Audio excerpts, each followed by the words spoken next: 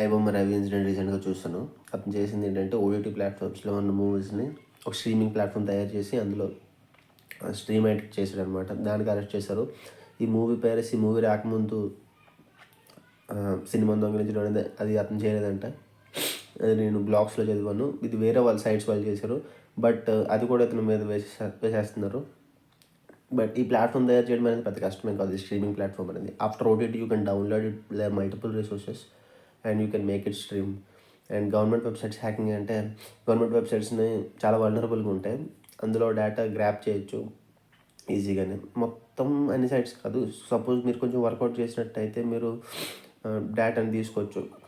మీరు కొంచెం web application hacking వీటి గురించి తెలిసినట్టయితే అందులో ఉన్న డేటాని మీరు ఈజీగా తీసేసుకోవచ్చు, మీ దగ్గర స్టోర్ చేసుకోవచ్చు. అది అతను చేసింది. నేను అంత టెక్నికల్ ఎక్స్పర్ట్ అనుకోవట్లేదు. టెక్నికల్ ఎక్స్పర్ట్ అయితే వేరే దాంట్లో చాలా మనీ ఉంది, ఇందులో నుంచి చేయక్కర్లేదు. బట్ ఒక స్ట్రీమింగ్ ప్లాట్ఫామ్ తయారు చేయడం అనేది చాలా ఈజీ. ఓకే, బట్ ఇతను చేసింది ఏంటంటే వితౌట్ యాడ్స్ రన్ చేశాడు. ఐబొమ్మ లాంటి సైట్స్ని వేరే వాళ్ళు కూడా తయారు చేశారు. But they run a lot of ads. If you click on some site you'll get a lot of ads. But getting this is easy.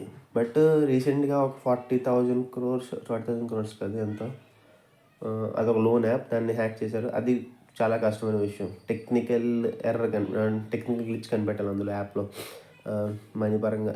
అప్పుడు మీరు అది మనీ గ్రాప్ చేయొచ్చు, అంటే మనీ దొంగలించడం అనేది అవుద్ది. బట్ ఈ just I want to tell you like how he did it.